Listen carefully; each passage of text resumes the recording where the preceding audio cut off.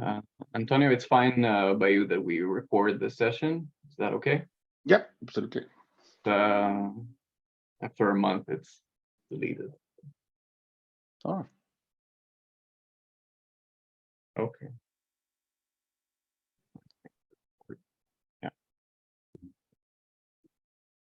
Okay, so hi everyone. Welcome to the already 7th session of the Israeli Forum for Intelligence Studies.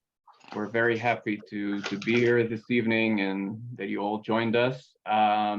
I will present our guests in a short while. I'll just, as I usually do, just a few announcements, and then we'll move on straight to our to the main course, a discussion of public perceptions of intelligence in Israel and in Spain.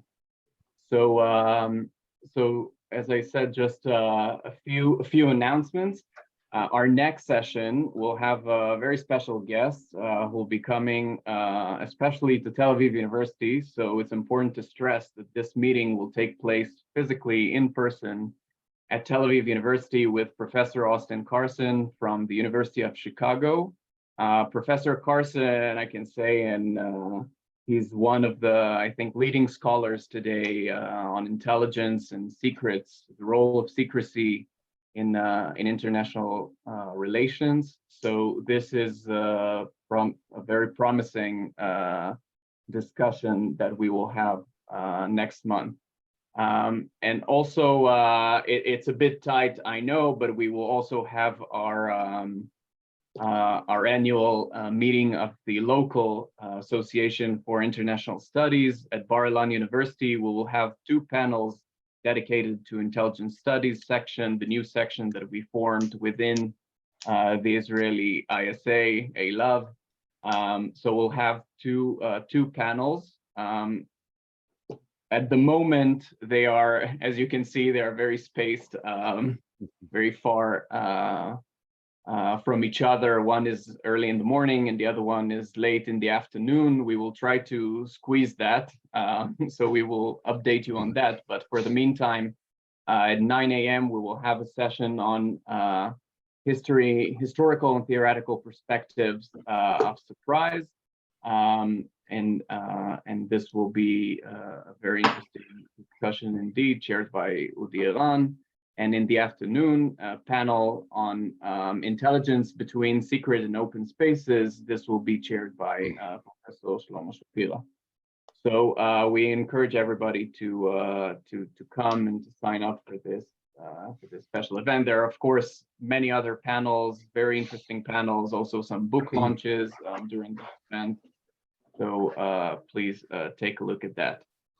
And lastly, we really encourage you to sign up and submit papers for the annual convention of the International Studies Association. This will take place, the last one was in Montreal, but this one will be in San Francisco, and we sure like the warmth of that. So do submit. The submission deadline is June 1st. They're very strict. And we are privileged to have Professor Diaz with us this evening, who will be who is the co-chair of the intelligence section program for next year. So perhaps he will also encourage you to do that. All right. So so that was my part.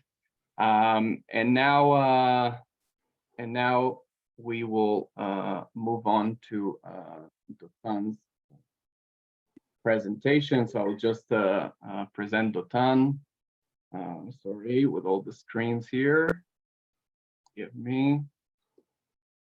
Okay.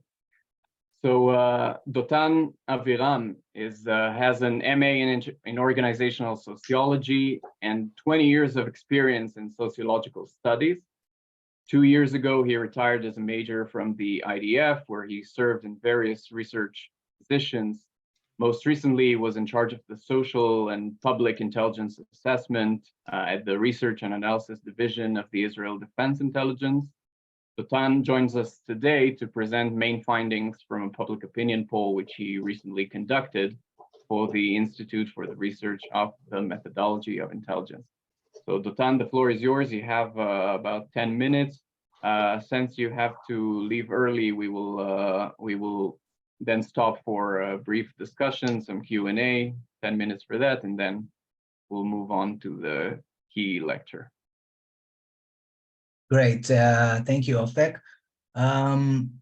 So first, hello everyone. Good afternoon. I'm very glad to be here today with you.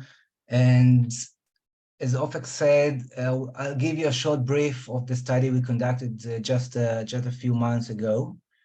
The study goals were to examine and to understand the perception of the Israeli public towards intelligence organization, basically the IDI, the Shabak, and the Mossad, and the roles, and to formulate the policies and methods of action upon the public. And first, I'll give you a few words about the research method, because in that case, I think it's quite unique and interesting. So since it's the first... Let me just interrupt you just really quickly. If you could please open your cameras, this would be very much appreciated. Of course, only if you're in position for that.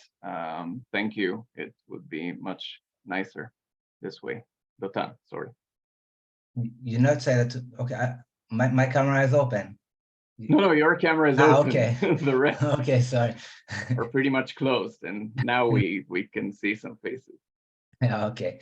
So as I said, I stopped at the methodology of this research. So since it's the first study of its kind, we decided to carry out the study in two different phases. The first phase, we examined the discourse about the intelligence community and intelligence organization, Israeli intelligence organization in the social networks. And in the second, a representative opinion survey was carried out regarding the public opinion about the intelligence organization other functioning. The survey was carried out at the beginning of January 2023 through an internet panel among 511 respondents from the Jewish public in Israel. And for the analysis of the discourse on the social network, we wrote a query and collect all the posts that's suitable for that query between the dates August 1st, 2020 and July 31st, 2022. For it's about 2 years. And from these posts, we only took those that have at least 2 comments. And from them, we built a sample and conducted a qualitative analysis on it.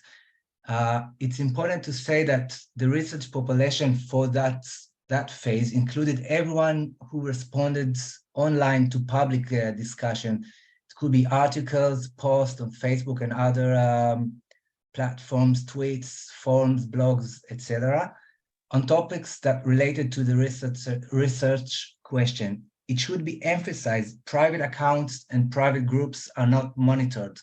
In other words, the sample is not a representative sample, and we can assume that it represents the voices of stakeholders who want to spread their opinion, as well as those who are interested in the research topics. And now let's see some of the main findings.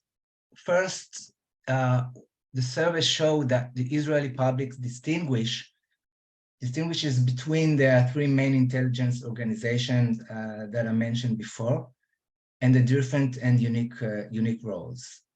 The discourse on social networks show that the IDI is given the most prominence, and that the users do not refer to the term of intelligence community at all. It's something that we want to check. We also found that the Israeli public trusts the intelligence agencies, although in several contexts, such as the relationship with the periphery and other sociological issues, the trust is lower. That was in the survey. At the social networks, by the very nature, the attitude towards the intelligence agencies are much more critical. We also found that most of the public, according to the survey, is not familiar with the intelligence assessments. And among those who are familiar with them, 2/3 believe that they are accurate. However, on social networks, the main theme is that the intelligence assessments are inaccurate and that Israeli intelligence does not know how to anticipate the enemy. As you can see in the public discourse in the social network, is much more criticism.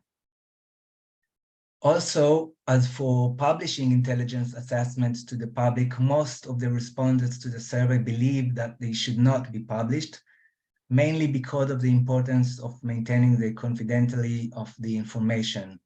On the other hand, those who support the publication justify it mainly by the public right to know. On the social networks, we found there's no expectation from the intelligence community will talk to the public, and even vice versa. The research also showed that the public does not have a clear position regarding the need for the intelligence agencies to also deal with national civilian intelligence, such as the corona epidemic, the COVID-19. On the social network, the position is even clearer, and there is criticism of the IDI and the Shabak's involvement in those issues. Though the main ideas emerging in the networks in this context are that the intelligence community deals with civilian issues instead of dealing with security or intelligence issues, and that the excessive involvement of the IDF and the Shabak in civilian issues confirmed the fear among some of the users that Israel wants to impose a military regime on the citizen and limit freedoms and rights, apparently in the name of fight against the virus. And that are the main findings. And in addition, we sum up with some meanings. First, the existence intelligence community in the public eye. As I mentioned before, it's a question we wanted to check if the Israeli public understand or see these intelligence community or see differently the different organizations. And the research gives an evidence that in the eyes of the public, there is not necessarily an intelligence community. The public knows the three main intelligence organizations, but there's no reference to any kind of rule framework under which intelligence community is located. And the same we found at the social networks. Secondly, the survey showed that in many, and according to the first thing I said, we think that the question of an intelligence community requires a deep discussion of the advantages and disadvantages of such an intelligence community. The second thing, the survey showed that in many of the issues, considerable proportion of the public did not know how to answer the question. That is, the issue may not be at the center of the public agenda.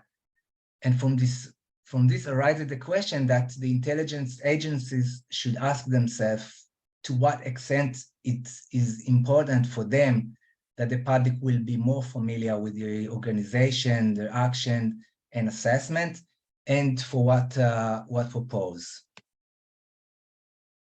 About the public expectation of the intelligence organization, it seems that among the public, the concept stands out that the intelligence organization should engage and be effective in everything related to responding to security issues, when there is no public consensus regarding the engagement in issues of national intelligence. Also, the intelligence organization are not seen as having a significant contribution to Israeli society. And in light of this, it is correct to ask how important it's for the intelligence organization to be perceived as strong contributors, even in classic non-security issues. And is this even part of the role? As much as they want to be perceived as such, they must act on these issues upon the public. What we found about national civilian intelligence, we found that on the one hand, the common answer in the survey is that intelligence agencies are required to provide national civilian intelligence. And at the same time, this requirement is not priority of the public. And this is in some contrast to the trend of expanding the intelligence activity to these areas as well.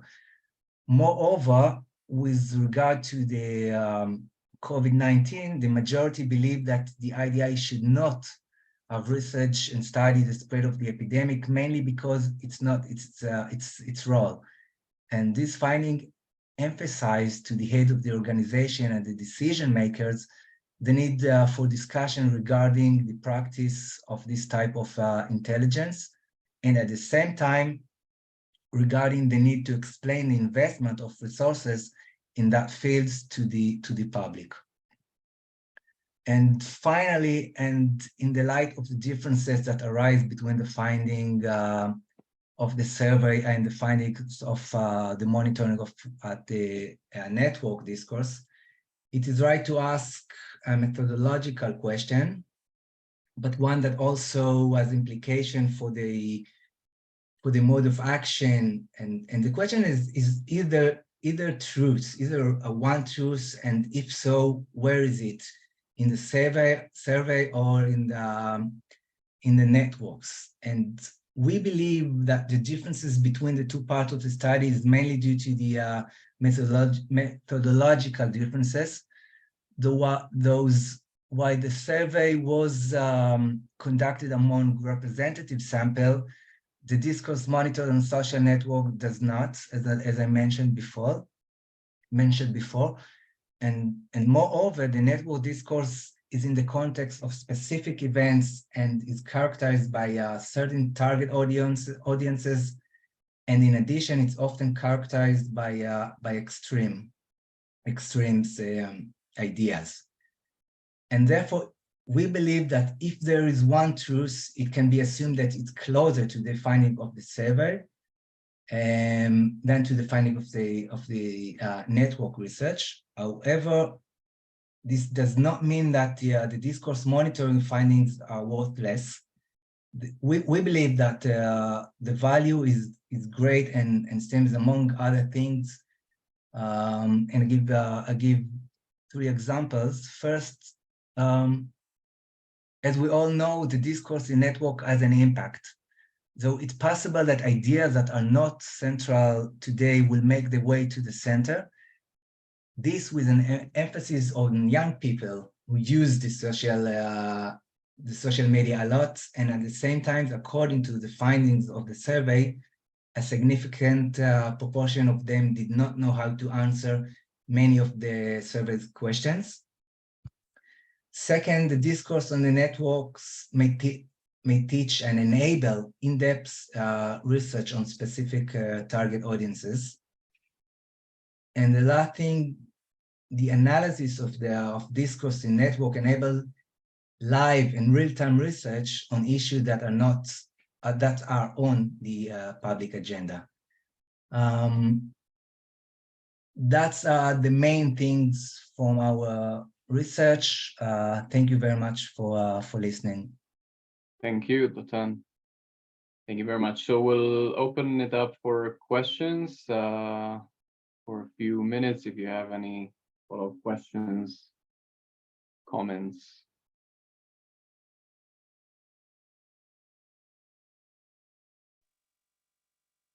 Yes.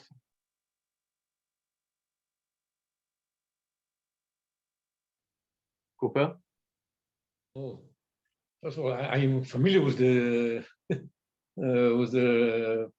research, the results, and I would like to ask Dotan, if you are going to make a new one, let's say in a year time, what different approaches are you going to take? What did you learn as a conductor of this research, both on the social networks and on the public opinion poll? What different are you going to do in the future? I think we should try to do some other things, not instead of the monitoring the social network analysis, but maybe to do some interviews, in-depth interviews with people who knows the material, not what we call the public, but people who are more familiar with the intelligence work, and I think that can help us to understand it, those subjects even better. Thank you. Okay. Thank you, Dotan. I think the results of the survey is quite understandable. I mean, it shows, generally speaking, it shows quite limited understanding and knowledge of the public regarding the Israeli IC. And it shouldn't be a surprise, because we never did really try to explain ourselves to the public. The real question for me, I believe, is whether we should put more emphasis on educating the public regarding intelligence, our intelligence IC and intelligence in general. And of course, for me, the answer is yes, because I think intelligence has become much more important in national security today than it was before. It was always important, but even more today. And also there are more negative public opinions regarding, post-truth and fake news and whatever. And I think that intelligence organizations should take a more important role in that. So I think we should be more intelligence organizations should be more engaged in this kind of discourse, and it will lead to being more understandable and more knowledge from the public. Thank you.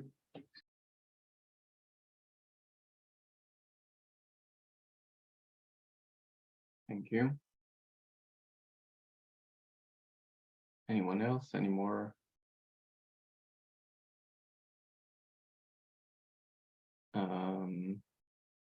Okay, I guess I just one comment or a question, perhaps. It seems to me like there is a reason. I mean, I would ask it. I would pose it for you as a question. Like, how would you explain this high trust, very high trust, public trust in the intelligence community, and particularly in the most secret organizations like the Mossad, for example? How would you explain that? I think it's I don't know. As Ofer said, it's not surprising. I think the Israeli public gives a lot of trust to the IDF, to the Mossad, and to Shabak, and we know it from other different surveys that we do all over along the years. It's about the Israeli society that, in some cases, those organizations are very, I don't know, it's hard for me to even find the word, but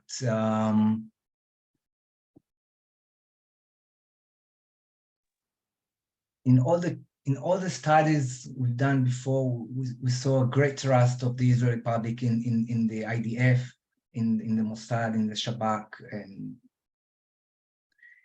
I think if we talk not about the Mossad, but about the IDF, because I'm more familiar with the thoughts and about the IDF. There was only one time that I know in the past that the trust in the IDF was lower, and that was during and right after the Second Lebanon War. That is the only times in our surveys that we found lower trust in the IDF. Instead of that, in other cases, always the public trust in the IDF is very, very, very high. If I may contribute to the answer, I think there are two main reasons perhaps for that. One is that actually those organizations or agencies are not known to the public, and what you don't know, it's hard to criticize something you don't really know. And of course, Mossad or Shabak as organizations and their activities is much less known than more public organizations, open organizations. The other thing is that I think that most of the time when you ask about intelligence, I guess a lot of people in the public will think about, heroic operations, not about strategic analysis or something like that, like stealing the Iranian archive, nuclear archive, or something like that. So so that's why you give a lot of credit. I agree with you, Ofer, and just because of that, I think of your last comment. And as I said, as we wrote at the studies, what are the proposed why and what benefits are for this organization if the public know more about them? I'm not sure if that's good, but that in my opinion. I think it's more complicated answer to that question. Sure. Okay, thank you very much. We'll have to conclude with that. So I would really appreciate it if you stayed with us a little more, Dotan, but we will move now to our keynote lecture. So I will present Professor Antonio Diaz. So Professor Antonio Diaz Fernandez is a professor of criminal law and criminology at the University of Cadiz in Spain, where he teaches criminology and security, and he is the coordinator of the master degree on criminal system and criminality. He's also a professor at the Instituto Barcelona de Estudios Internacionales. I hope I'm pretty good. not doing you too much ear damage in Barcelona. Where he lectures and conducts his research into intelligence studies. He is also the deputy editor of the International Journal of Intelligence, Security, and Public Affairs. And he is the co-chair of the intelligence section, as I said, intelligence sections program for the ISA 2024. So Professor Diaz, thank you very much for being with us today. I will share your presentation. Okay, thank And you. the floor is yours. Thank you. Well, good evening, everyone. Thank you. Thank you. First of all, thank you very much to OFEC and to the forum for the invitation. It's really a pleasure. I have a good colleagues in Israel. I've seen that was Shlomo Shapiro, that when I participated in a research project many years ago, and also some familiar names that I don't know them personally, but I've read things from them. So thank you very much. Thank you. Apologizing, my colleague Cristina Del-Real, she had a medical appointment, completely impossible to change. So, but she was very pleased for the invitation as well. Hopefully, she's also working on cyber security, cyber crisis. So she will be very happy to deliver or be part of one of these forums in the future time, as you know, OFEC very well. Yes, as Ofe said at the beginning, of the program chair of the International Studies Association in the intelligence section. So we have the deadline is the 1st of June. So please, we are extraordinarily open to any proposals coming from you. It's also interesting to hear what the colleagues from Israel have to say about the intelligence. This is my proposal for today, for the following the topic that Office suggested and the forum suggested. These are the contents. I think most of my presentation fits very well with the previous one. So also I think we could start a very interesting debate about trust, about what are we measuring, why, because some of the conclusions of the previous speaker are very well connected with mine. This is the proposal. I'm not going to give you many figures because they are included in some of the articles that we have already published and they're in open access. So, but what I think is will be more interesting, also considering the previous speaker presentation, to go more into very specific elements, methodological learnings, and things that we can really improve. So, if you want to go more into the details, you can go to these articles. So this is the structure of what I want to discuss with you today. This is why we are doing this in Spain, why we are surveying the type of surveys that we have. I will explain also in some detail a survey that we conducted a few years ago. Well, not many, but no, it's not so recent as yours. With university students in Spain. We work on 4 different topics or areas. The first is knowledge. The second is who wants to work for the CNI. The third is trust, and the fourth is liberties versus securities. I will conclude with some methodological lessons learned and some challenges and projects that we have ahead. This is part of the research comparison agreement that we have between the University of Cadiz and the Centro Nacional de Inteligencia, is the Spanish intelligence service. In Spain, we have around 80 universities, 82 universities. The CNI only has agreements with 10 of them, so 1 out of 10. So they only have this cooperation agreement with university they trust, where there is a group of people working, reliable people working on intelligence and security. We do many things. We do like sort of online games, or they also fund this type of project. So it's a very flexible relationship where we have some ideas we present to them, and most of the times they say yes. I would say that 100% of the time they say yes, that they will like our proposals. So next slide, please. Okay, this is I will not go much into detail. This why we are doing this. Well, this is because, as it was said previously, intelligence services, they are having more and more relevance in the public opinion domain than in the past.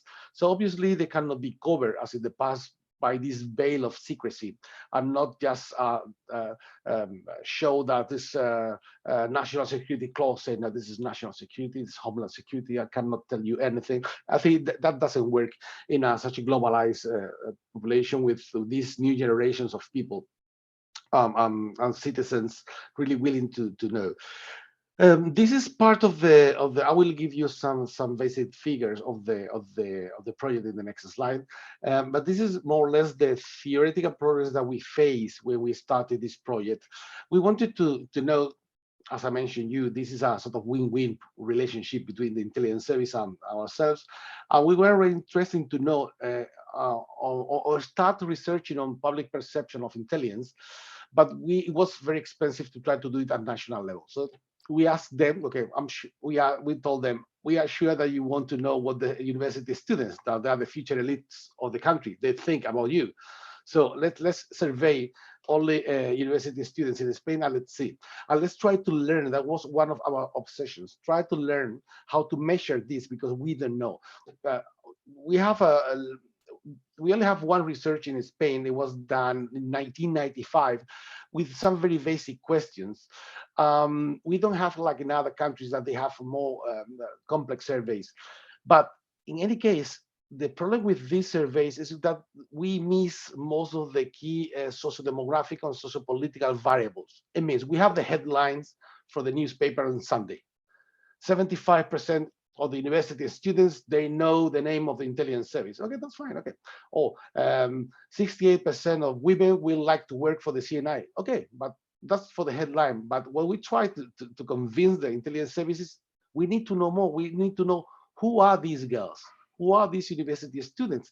Profile, career, age, economy, all these elements that we really need to, in order to understand who all the citizens are, if we want to, for example, to increase the transparency, or we want to increase the outreach activities between the service and the society, we need to know who are targeting, who are the societies. Okay, 75%, it's just the headline, not the reality.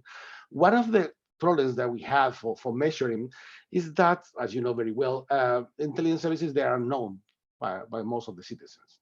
I mean, no one goes to the employment fair, no one goes to the high school to say, perhaps in Israel, maybe, but not, definitely not in Spain and not in most countries. And it's extraordinarily difficult. No one recognized working for the intelligence service, perhaps that's different from Israel. So the individual perception versus the organizational perception are different. Most of our perceptions of the organizations come from the individuals that we know. The perception I have from the Red Cross in Spain is the perception I have for the 3-4 people I know they work for this Red Cross. They're really nice people, very humble, very committed with the society.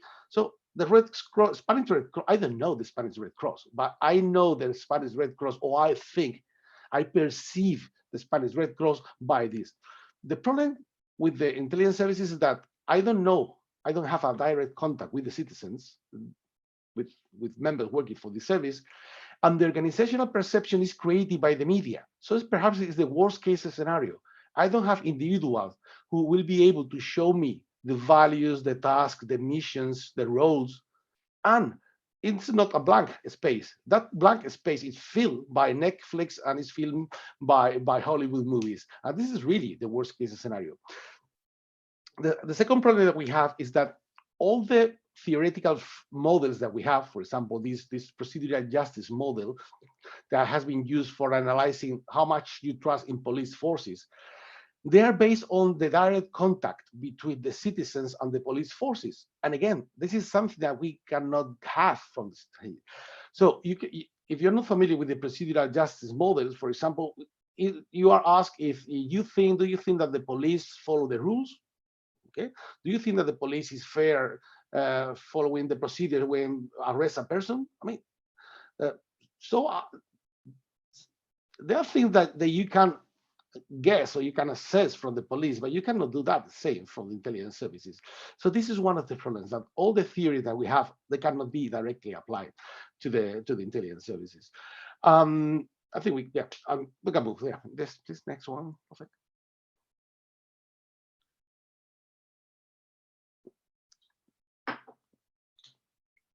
Okay, so this is the survey that we conducted.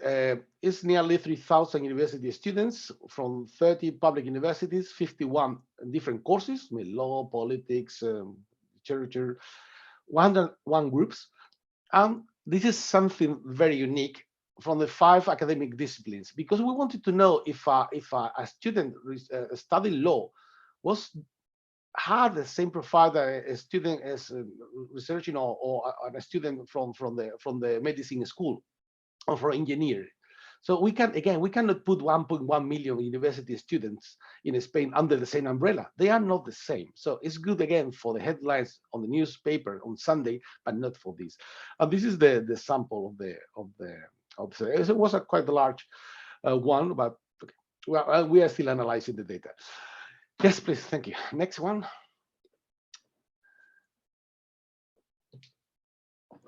Okay, so this is one of the as I mentioned you in the first slide.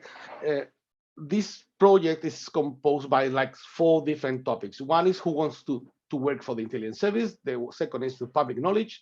The third is trust, and the fourth is the liberty security dilemma.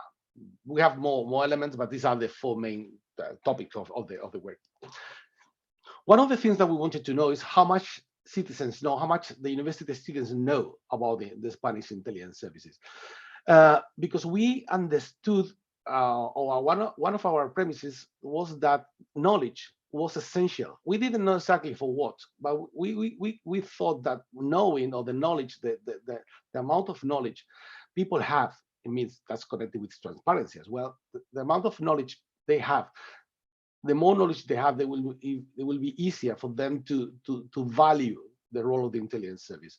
So for doing this, that it has been used for the rest of the different parts of these projects, we make a sort of, it was not an example, but for example, we listed them 6 missions that they are included in the law. So it's like the question was, do you think that this is one of the missions of the intelligence service in Spain? Yes, no, or I don't know.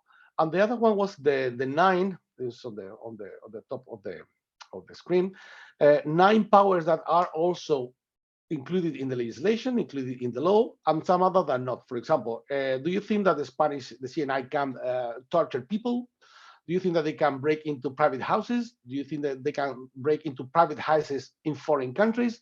So these are the questions. Do you think that they can wipe up the phone of the people without a legal warrant? All these things, and this, so it worked like a sort of exam. And one of the conclusions is that they don't know much about the intelligence service. So they confuse some of the missions that they legally have and with the powers. And if you see, the passing score was not really high. So one of the elements that one of the conclusions is that the intelligence service must explain better their job. This is not secrecy. This is not secret. Simply explaining your job or your role within the Spanish democracy. Yes, go ahead. Oh, second one, please. Sophie. And this is a very interesting conclusion. These are the 6 missions that we ask them to rate or to assess or to say yes, no, I don't know. If you realize the first one, they are mostly, well, no, mostly they are law enforcement missions: fight against terrorism, fight against organized crimes, and protecting communication networks from cyber attacks. This is the conclusions. University students in Spain, they perceive the CNI, that is a pure strategic intelligence service, they perceive the CNI like a law enforcement agency. That's really a problem. And if you go to what is really the core of the activities of the Spanish intelligence service, advising the government in international politics, or protecting Spanish economic and industrial interests, they are rated lower. So it means, again, they don't know that this is not secret. They don't know the role of a democratic institution within a democratic country. That's really an issue. Next one, please. Okay, so this is I'm not going to go this into detail. This is in the articles of the journal, or they are on open access. I will send the links to OFEX after the forum. But what I wanted to call your attention to the names that are highlighted in green. This is the sociodemographic variables, because again, one of the things we wanted to know is who these students are. What are the profiles that they have? What are the variables? Because this is the only way of trying to make efficient policies. If we want exactly who are we targeting, who we want to target. These are the sociodemographic variables: gender, nationality, branch of knowledge, academic year, and family insecurity professions. Next, please. This is the same, but with political variables. Okay, I will explain you later why this is important. And within political variables, we have political ideology, political interest, performance satisfaction with democracy, sorry, with the government, and democracy satisfaction. All right. Okay, next one. Okay, this is the second part of the second of the fourth part of the study. I will explain you the first, the second, and partially the third one. This is the second one. This also has been published in Intelligence and National Security. The title is, it's very trying to be appealing. Who wants to be the next James Moore or Anna Chapman? Because that was the CNI. They realized that they didn't know exactly how to recruit people because they don't know how interesting they are. And what they realized that they are trying to target students that they are, in a sense, very interested in being part of the intelligence services. So they have to put the effort in targeting those students and those degrees that they are not really willing to work for the intelligence service. Next, please.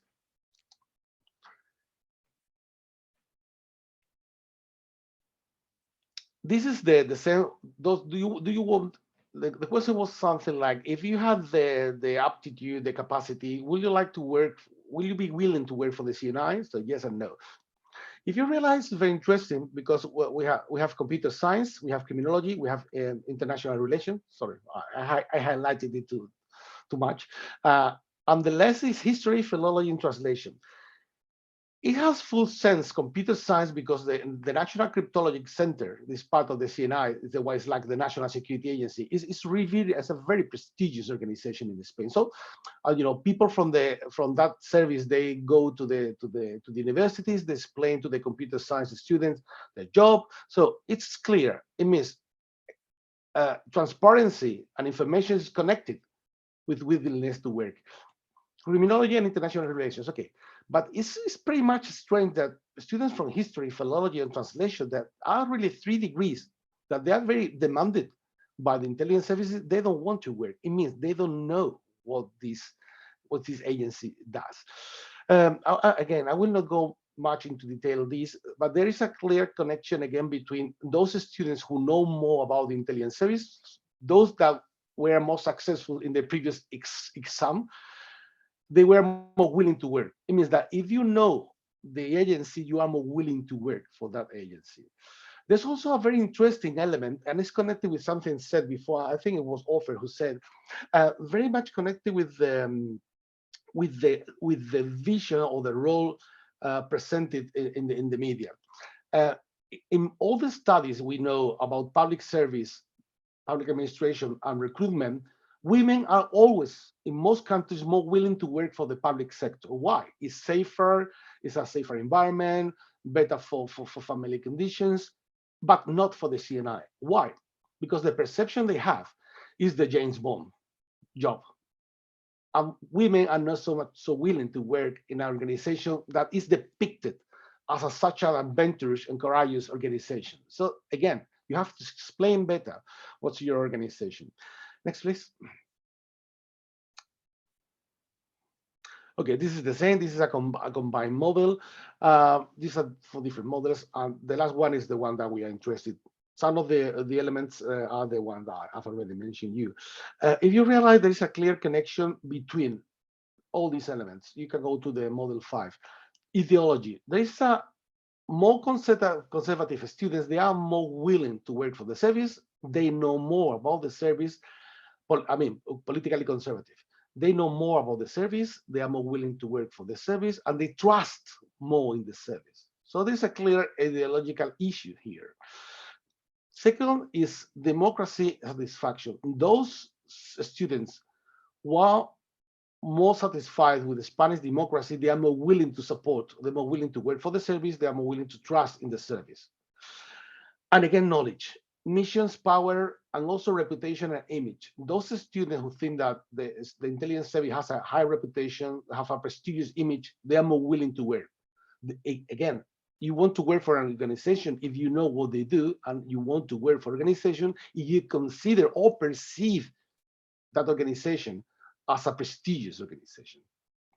Yeah, I think we can move on to there. And again, also with education, not in all the disciplines, we are so willing to work for the service. In social sciences, they are the one more willing to work for the service. In short, if you go to the University of Barcelona and you try to target students studying philosophy who consider himself a voter for the Communist Party, definitely he will say, no, I don't want to work for you. So these are the group of people that you really want to target, those students. If you go to Madrid, law degree, a conservative student, okay, they will say yes, but perhaps if you want to have a wider variety of profiles, you have to target more specifically the type of, or even the universities that you are trying to recruit people. Next, please. If I understand correctly, police effectiveness is the most indicative determinant of motivation. Yes, but I will include that in the trust. We use that, but yes, I mean they consider that we should connote that police, but if they consider that this is an effective organization, they do well their job, it's a prestigious organization, then yes, this is one of the variables that explains that they want to work for the service. I mean it's credible. Knowledge, reputation, prestige, and you really want to join. We are talking about students that they are between 18 and 25. So who doesn't want to join an organization that you know that is prestigious, have a reputation? Yeah, you're right. Okay, so these are some of the findings from the previous one. Again, I'm not going to tell, just go to the articles where you find all the elements.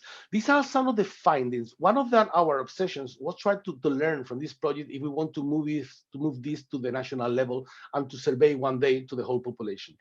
This is one of the things that we have learned. As independence variables, they were very well gender, sex were very well, explains things.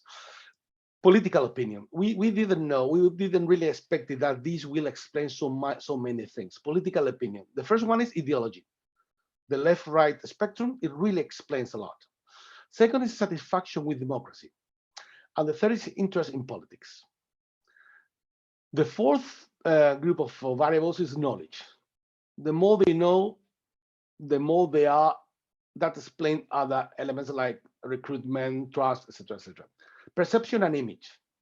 How is perceived this organization? That's why it's also so important, Netflix on all these series, because they are depicting an image of the intelligence services that perhaps is not the one that you want to show from your service. A variable that has worked sometimes is age and academic discipline, not always. This is one of the shortcomings of our research. Age and education are two really key variables for understanding the behavior of the opinion, of the political opinion, or simply the opinion of the citizens. Here, our group was very homogeneous. They were between 18 and 27. They all were university students. So these two, we know, we assume that we miss these two variables, and it's something that we really want to enlarge. But for example, with the age, we have seen that they know more. We have the first course, second, third, and fourth course. As more they are becoming older, they think that what is depicted on the films is not so credible. As they become older, I mean, yes, between the first year and the fourth year, they are more willing to work, or they have more knowledge. So yes, it seems that age could have an impact, but I mean, we cannot know how much. An academic discipline, yes, this is not the same having your mind organized as a lawyer. For example, law students, criminology students, international relations, they have better grades in the sort of exams for the knowledge. Because I mean, even if they know that you cannot torture people in a democratic state. So, or you cannot break into private houses without a legal warrant. I mean, so it's okay. Something perhaps that people from chemistry or from physics, I mean, so yes, sometimes it's work, academic discipline. They don't work at all. I mean, it has no an impact. It's religion. I don't know. Perhaps in Israel there could be but in Spain, no. I mean, nothing. In any of the analyses we have done, trust, liberties, security, and liberties and security, all the different analyses that we have made, that is more than the one I'm presenting to you today, it has no impact at all. Second is the size of the habitat. We thought that perhaps citizens from large cities, they will be more scared, or they will like to endorse more strict policies against counterterrorism. But again, they behave exactly the same way.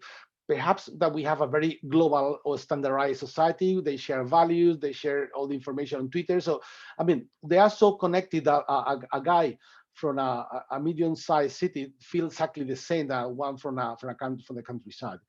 The family and security professions, we thought that it could have an impact. If your dad or your mom work for the army or for the police, no, we haven't found any. And we don't know race, because the Spanish population is very homogeneous in racial terms. So we don't know. In terms of police studies, yes, race, gender, and age, they have an impact. They really explain a lot, but we don't know. So we have to wait. But again, these are the learnings that we wanted from this project. Next, please. Okay, this is trust. This is the third block. This is the third and the last block I will explain to you today. We ask them simply, how much do you trust in the following political institutions, social institutions, and security institutions? This is the block for security institutions. By little, if you are moderate and high, by CNI is over the armed forces, the most trustful organization in Spain. The organization they know the less, for sure, is the one they trust the most. And the closest to them is the local police, is the one they trust the less. So it's interesting because the question was very clear. How much do you trust in the intelligence service? If you don't know anything. Next, please.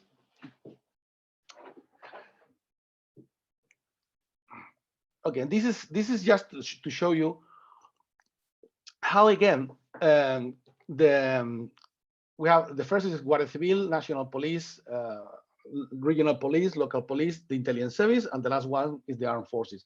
And again, if you realize how ideology has an impact, it's not very high, but the ideology of the citizens explain things about how much they trust in the service. Next, please. Yes, the green one is there. Okay. I'm not going to go into this definitely. This is just to explain you a little bit how complex was the original concept. We were trying to measure trust because it's okay. How much do you trust? Whatever. Okay. But the point is, let's try to find out something like this procedural justice system in a way that making questions, perhaps we could assess how much they really trust. And what we do was trying to translate the procedural justice model into intelligence one. So instead of asking about, for example, factor 2, do you think that if they know where their job is well informed on the threat and the risk posed by the state? So we try to transfer, to translate into a spice what was done for the cops, more or less. And it didn't work well, but it didn't work bad. If you realize what we identified, we make these 19 questions. After many analyses, we identify 5 different factors, 5 different groups of variables that explain things. Okay, so this is our starting point. What to try to give a meaning to this, and this is what we did. Perceived violation of law on citizens' rights, the perceived factor 2, perceived awareness of state threats, factor 3, perceived effectiveness in intelligence, factor 4, perceived autonomous behavior. I mean, if they are not controlled by the state. And the factor 5 is perceived effectiveness in policing. This is not the procedural justice model. What we did was to copy. And then when we analyzed, this is how the results, but we didn't know this beforehand. Before starting, we didn't know this. And then next, please. Yeah, I think we can skip this next 4 ones. Yeah. I'm sure the debate will be interesting. Okay. This is, I think, this is the last one or the last one. What we did was, okay, we have 5 factors that explains. On the right-hand side is like our final thoughts, or at least our final thoughts today. Instead of trying to measure how do you build the trust into the services, that it was done by the procedural justice system, we cannot work in the same way because we assume that there is not a relationship between an ordinary citizen and the intelligence service. So we cannot start from the understanding that they know both dimensions. So our starting point is the high legitimacy of the intelligence services. So is in democracies, in democratic states, the intelligence services, they hold a high legitimacy. And then let's start from that. Starting from that, we have seen with the figures, they trust, we don't know why, but they trust them the most. So with that starting point, let's try to find the elements that erode that trustfulness in the service. These are the 4 that we have identified that is very well connected with the previous table. Remember these 5 factors, 19 variables, 5 factors. We assume that you trust a lot in your intelligence service, but you start to trust less if, for example, they show that they are incapable to secure the national security. For example, if you suffer terrorist attacks continuously in your city. I mean, it's like, guys, what are you doing? Second is the production of strategic intelligence. If they fail in doing that, for example, a clear example is the fiasco of the weapons of mass destruction or other, for example, now problems that we have with Morocco. If you fail in assessing the government with a good, it means if your work is not okay, that will erode the legitimacy, the trust. The third is that if you are perceived acting beyond the rule of law, for example, massive surveillance campaigns, even if they have the support of the government, if you don't explain that well, that erode the perception of trustfulness for the citizens. And the fourth one is autonomous actions. If you perceive that the services they have their own political agenda, definitely that will erode how much you trust in your intelligence services. And on the left is something that also you mentioned in the Q&A section in the first part of this forum. There are different types of trust. In the first one is trust by default. I can provide a reason by a trust in the intelligence service. Other way of constructing trust is a reason trust. If you get information, if they acquire knowledge, if you are transparent in the things that you can explain, that's a reason trust. Okay, I think I can trust them because this, and this. And a plausible trust is like, I don't know anything, but all the conditions surrounding the system tells me that I should trust. There is our research committee in the parliament. They go every 6 months to there. I know that the people to be there must be trained. There is a special jet. So I think that the conditions are existing, the conditions for trusting the services. So this is I think this is the last one. Yeah.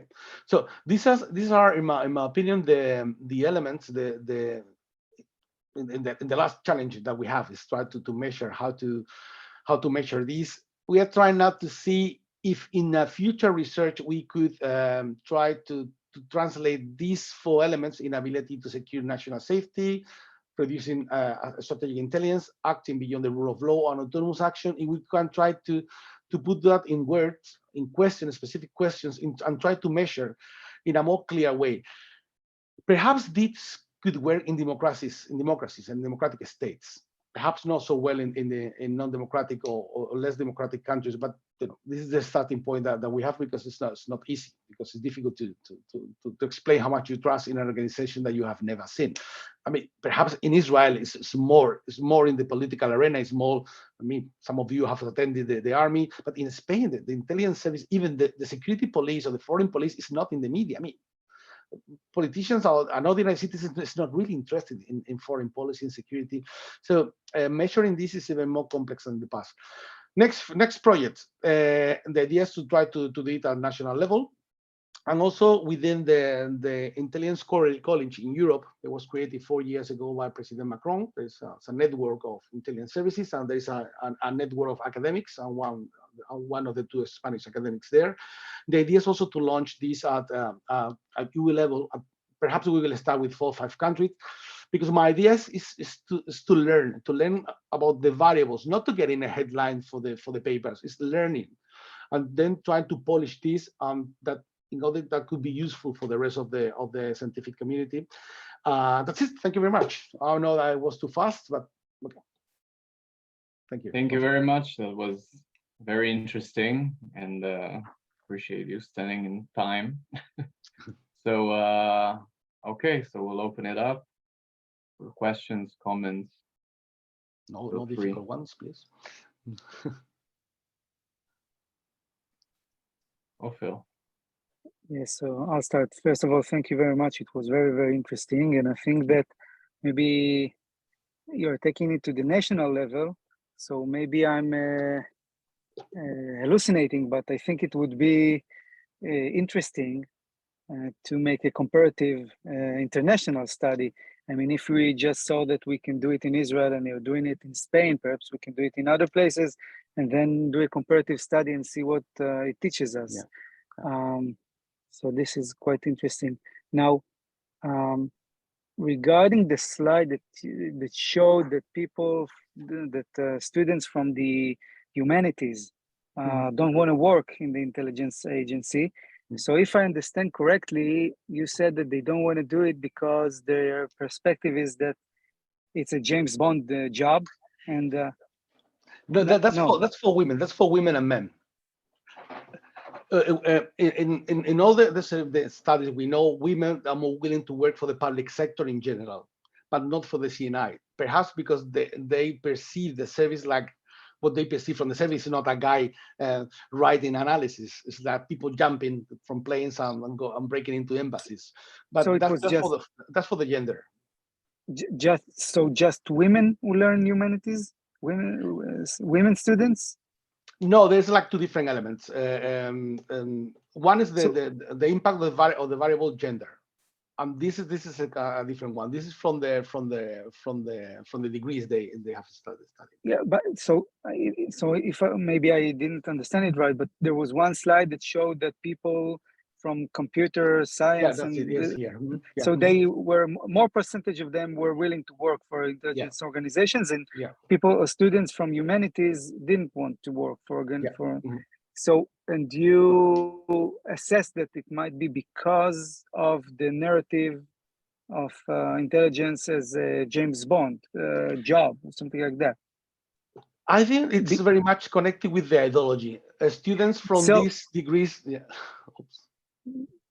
Yeah, so that's exactly what I was thinking, that it may be more connected to ideology. So people in the humanities would be more critical regarding civilian rights and so on, and would associate intelligence organizations with compromising civilian rights and so on. That's it. Yeah, that's why we have identified ideologies as such really relevant variable. Yeah, because it cuts through many other variables. Yeah, you're right.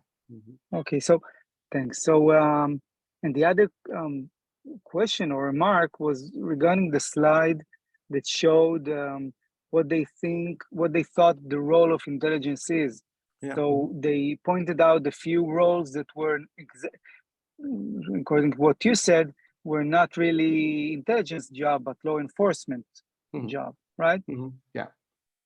But interesting to say that at least in Israel, all of those roles that you said were only law enforcement and not intelligence. In Israel, they are intelligence roles. Yeah. So I think I don't know what to make of it, but. I think it's interesting to fighting organized crime is not really intelligence. Well, not organized crime, but fighting against terrorism. Yeah, and protecting communication network from cyber attack. So those 2 out of 3 are intelligence roles in Israel. Yeah, and you're right. And also in Spain they do this, but not as the main. If they will have answer with similar rates to all this, we'll say okay, they know that they do, but they don't know how much effort they or how much important is the fight against terrorism, but they know that they do it. The problem here is that they really, when we ask yes or no, they are voting or they are choosing the ones that are more connected with law enforcement. In Spain, we have 2 really large police forces, the Guardia Civil and the National Police. And they're very well known, very famous. They know that they were very much against terrorism, organized crimes. They are always on the media, detaining terrorists. But what is shocking is that they, even knowing the job of these 2 police agencies, that they give this role to the intelligence service. If they have rated 60, 65 in all these 3 topics, I would say, okay, they don't know how, in what percentage is done one or the other mission. But here, imagine, for example, advising the government on national policy.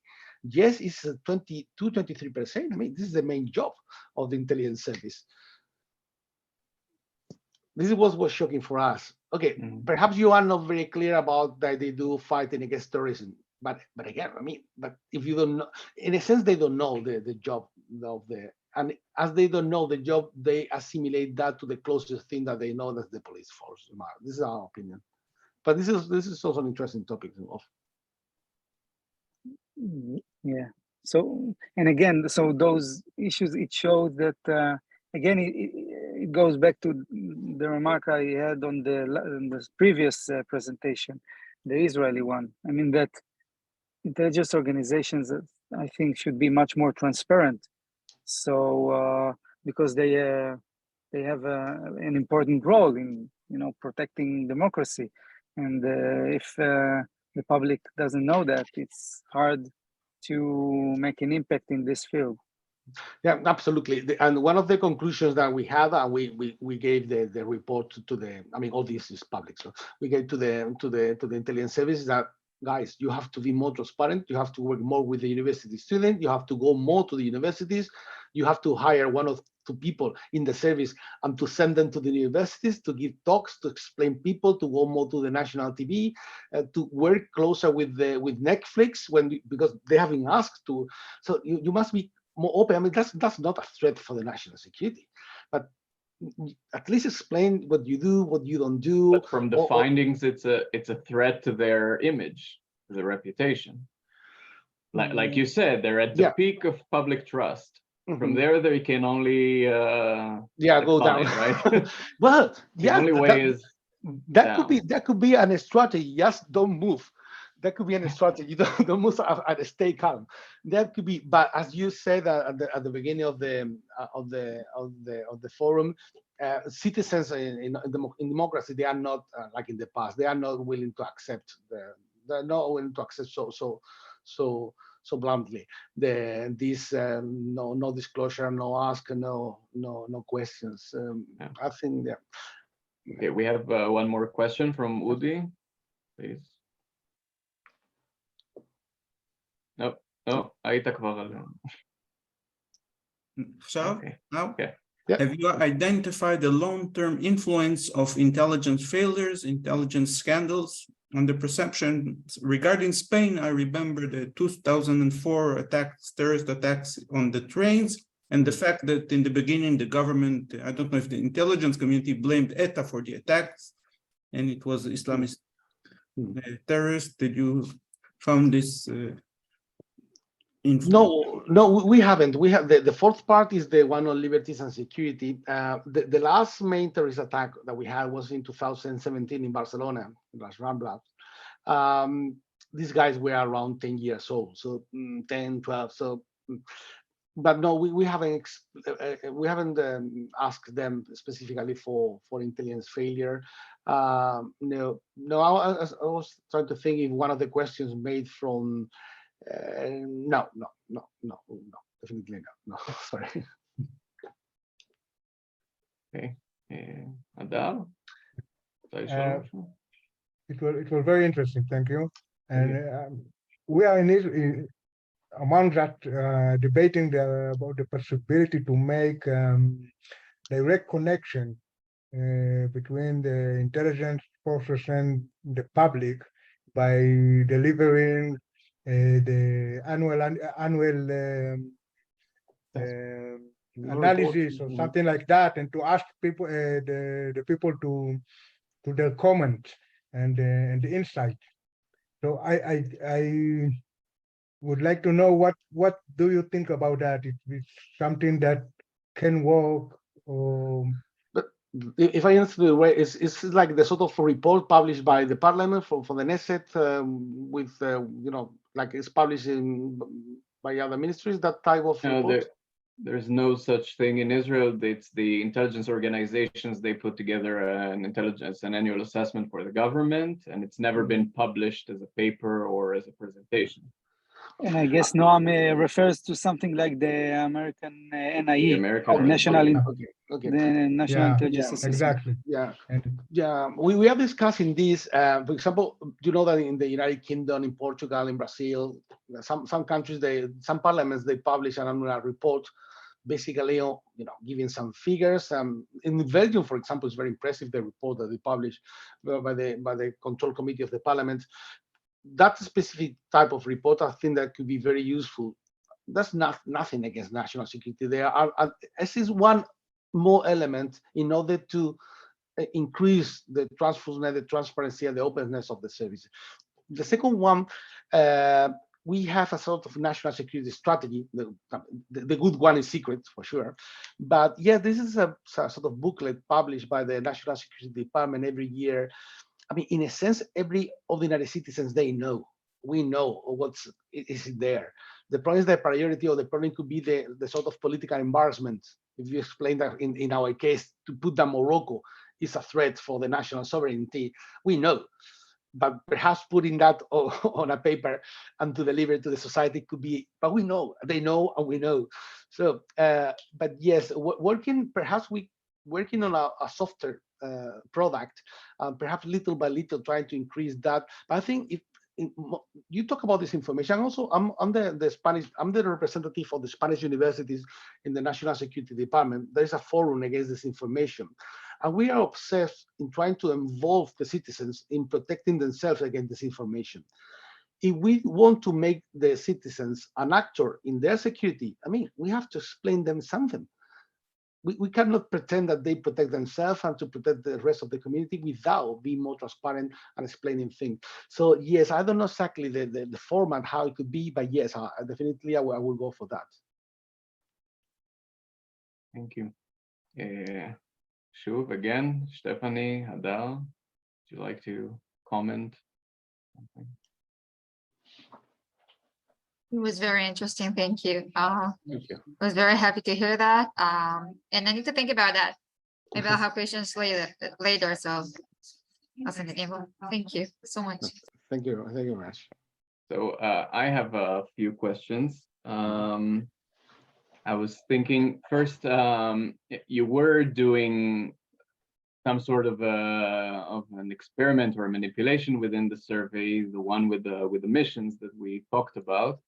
But I was wondering whether for the future, perhaps you were thinking of doing like actual experiments and manipulations, trying to see manipulations on trust and knowledge, perhaps trying to recall certain, like Udi said, scandals or stuff like that, and see how it affects, tell them a story, perhaps bogus, perhaps true about something the intelligence community did, and see how it works.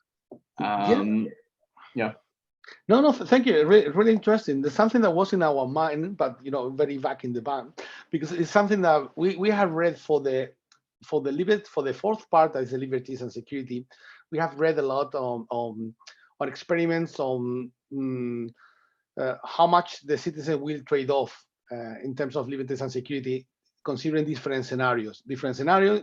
Including if the name of the potential terrorist attack is Latinos, Arabic, is Spanish, and yes, that's a possibility. But as far as we know, they are complex studies, because you really need to draw very well and to design very well the scenario, the case studies. But yes, that's something that it was not, let's say, in the next on the list, but yes, something that I would really love to do, because that will really add a lot of value. I think it will especially make a contribution with the factors that you're trying to crystallize and see which one. That's a good point. Yes, to control for the concept, and then yes, that's a good point. Excellent. Yes, because yes, perhaps if you want to discuss that, we can. Absolutely, because we are thinking in doing this at a larger level, a national level, but perhaps it will be too inefficient for measuring these new concepts. Yes, that could be an excellent idea. Yeah, thank you. Yeah, we'll discuss that. And well, so one more question, perhaps. You did it on university students, right? This whole project. I guess it stems from the it speaks with the motivation of the funders and stuff like that, but perhaps not. You can correct me on that, but how would you, perhaps you have an intuition or other studies, how do you think that it corresponds with the greater public? Do you think there will be major differences in trust or knowledge? I think that we have discussed about this, we don't know, but we think that considering the size of the sample, the 3,000, how homogeneous are most of the analyses, I'm considering the socioeconomic background, perhaps not in other countries, but in Spain, the socioeconomic background of the university students, they are from very rich people to very low-income people with grants. So the whole society is represented, or at least all types of family, size, habitats, they are there. So I think that the picture of national level will be very, very similar to here. Perhaps with the age, we have an impact. Ideology will work the same, trust in government the same, and with age, perhaps people will trust more in the intelligence service, I guess. But yes, that's something that we really wanted to do, launch it at national level and to learn from. But before doing that, we really want to learn more. So this your proposal, your suggestion of trying to do some experiments in order to measure this before launching the national one could be very, very interesting. Thank you. Speak now or forever hold your. Okay. Anyway, I will send you. I think you have in my email in the signature of the email there are the articles. So please feel free to send the link to the open access articles to the colleagues. Any question, just contact me. You have at the beginning of you have my Twitter account and Christina's as well. Just please reach me out, and don't forget the ISA panel on intelligence for San Francisco. That will be interesting, for example, to put one on. There are some colleagues in the Nordic countries in Europe working on also in trust and legitimacy. So perhaps try to put something together on trust, legitimacy, public opinion. Could be interesting. Okay, so we can also talk about that and before June 1st. Yes. Okay, thank you very much, Professor Diaz, for this. Thank you for joining us, and thank you everyone for listening and for staying on a Thursday until 6:30. Thank you very much, and we'll see you next time at Tel Aviv University. Thank you. Thank you very much. Thank you very much. Thank you very much. Thank you. Thank you. Michael. Thanks a lot. Thank Thank you. you.